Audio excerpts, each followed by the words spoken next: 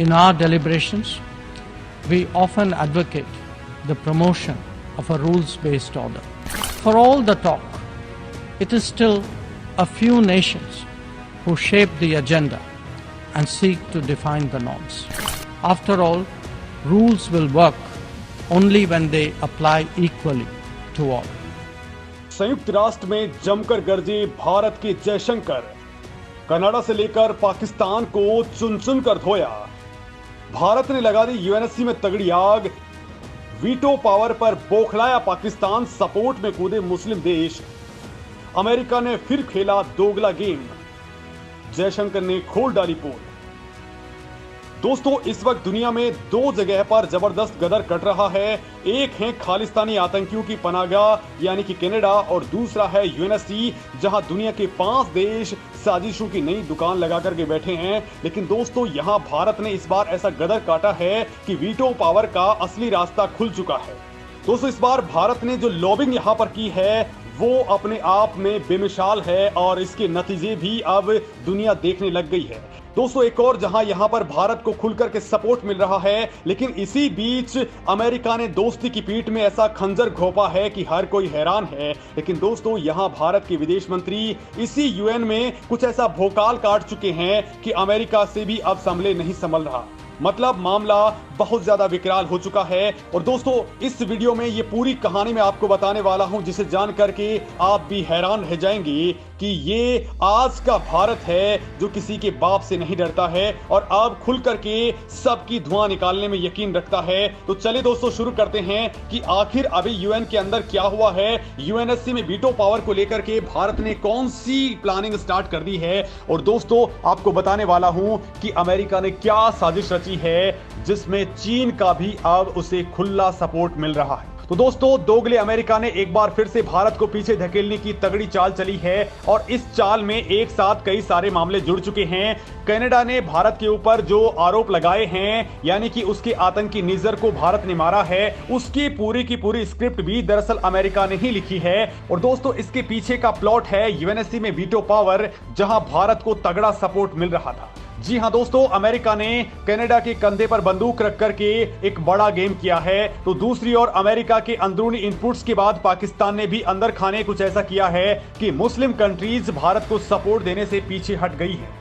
बड़ी बात यह है कि G20 में जिस अफ्रीकन यूनियन को भारत ने मेंबर बनाया था, वो भी इस्लाम के नाम पर अब पीछे हट चुका है। तो अरब लीग भी अब पीछे होने को तैयार हो गया है। और दोस्तों, इसके पीछे है हमारा पड़ोसी पाकिस्तान, जिसने जोरदार तरीके से भारत के वीटो पावर का विरोध किया है।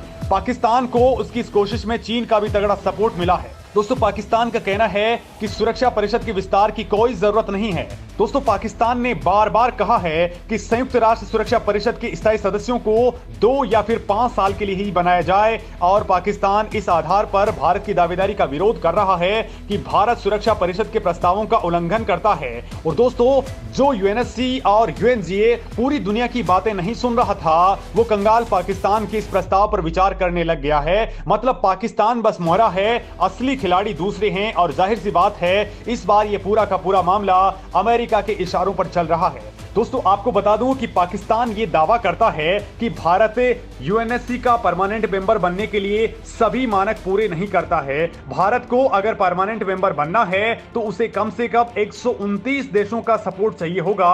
और पाकिस्तान का दावा यह है कि भारत को इसका आधा समर्थन भी नहीं मिल पा रहा है। उसके मुताबिक पाकिस्तान के रुख को अरब लीग और अफ्रीकन यूनियन के देशों का भी खुला सपोर्ट मिल चुका है। दोस्तों, पाकिस्तान का कहना यह है कि सभी यूएन मेंबर्स के सहमति जरूरी होगी ताकि लंबे वक्त से चले आ रहे गतिरोध को दूर किया जा सके। दोस्तों, पाकिस्तान को डर सता रहा है कि अगर भारत यूएनएससी का परमानेंट मेंबर बन गया तो उसके लिए नई मुसीबतें खड़ी हो जाएंगी, क्योंकि अभी उसके लिए चीन हर बार वीटो पावर को यूज करके उसके सपोर्ट में खड़ा हो जाता है। लेकिन तब भारत ऐसा खेल नहीं होने देगा।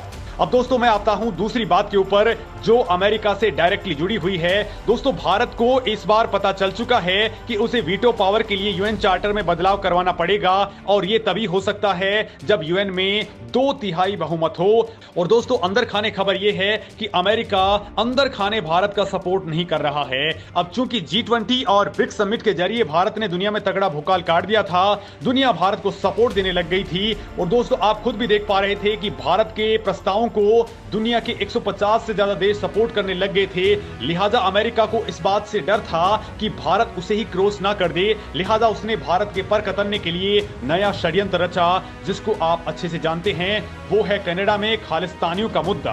और दोस्तों कनाडा के मुद्दे पर भारत को नीचा दिखा करके और भारत को ब्लैकमेल करके पूरा मामला पलटने वाला अमेरिका इस मामले में एक बार फिर से भारत को वीटो पावर से वंचित करने में कामयाब होता दिखाई भी दे रहा है, क्योंकि उसने पूरा का पूरा गेम इस बार चेंज करवा करके रख दिया है। मतलब ऊपर से मजबूरी में भारत का सपोर्ट करने वाला अमेरिका अंदर खाने बहुत ही गंदी राजनीति खेल रहा है। तो वहीं दोस्तों कंगाल पाकिस्तान भी इस्लाम के नाम पर अपनी दुकान चमकाने में कामयाब दिख रहा है। हालांकि दोस्तों संयुक्त राष्ट्र महासभा की बैठक में भारत समेत G4 देशों ने सुरक्षा परिषद में सुधार का मुद्दा पुरजोर तरीके से उठाया है। G4 ने सुरक्षा परिषद में परमानेंट मेंबरशिप की मांग की है और चेतावनी दी है कि अगर यूएन सुधार नहीं करता है तो ये इमारत अब गिरने वाली है। लेकिन इसी बीच ऑस्ट्रेलिया, ब्रिटेन, पुर्तगाल, भूटान ने खुल करके भारत की दावेदारी का समर्थन किया है। ऑस्ट्रेलिया की विदेश मंत्री पेनी वांग ने तो यहां तक कहा है कि उनका देश भारत और जापान दोनों को सुरक्षा परिषद का परमानेंट मेंबर बनते हुए देखना चाहता है और उनका खुला समर्थन करता है। इससे पहले दोस्तों रूस और फ्रांस ने भी खुल करके भारत का सपोर्ट किया है। और दोस्तों रूस ने तो बाकायदा अमेरिका के ऊपर ही हमला बोल दिया कि वो नहीं चाहता कि भारत को परमानेंट वीटो मिल पाए। वैसे दोस्तों आपको बता दूं कि सुरक्षा परिषद में सुधारों की डिमांड फरवरी 2009 से स्टार्ट हो गई थी। तभी सदस्य देशों ने इस पर चर्चा स्टार्ट कर दी थी। सदस्य देशों में वीटो, क्षेत्रीय प्रतिनिधित्व और इसके आकार पर चर्चा हुई थी। और दोस्तों तभी भारत ने G4 गुट बनाया था, जिसमें ब्राजील, जर्मनी और जापान भी शामिल है। ये सारे के सारे देश जो पहले के मेंबर्स हैं यानी कि P5 नेशंस हैं, उनसे ज्यादा पावरफुल हो चुके हैं, लेकिन उनकी राजनीति की वजह से ये भी आगे नहीं बढ़ पा रहे। लेकिन तमाम दबाव के बावजूद दोस्तों यूएन सुधार का नाम नहीं ले रहा और इस बात को भारत अच्छे से समझ चुका है। लिहाजा दोस्तों अब भारत के विदेश मंत्री एस जयशंकर ने इन वीटो पावर नेशंस की जमकर के हवा निकाल दी है।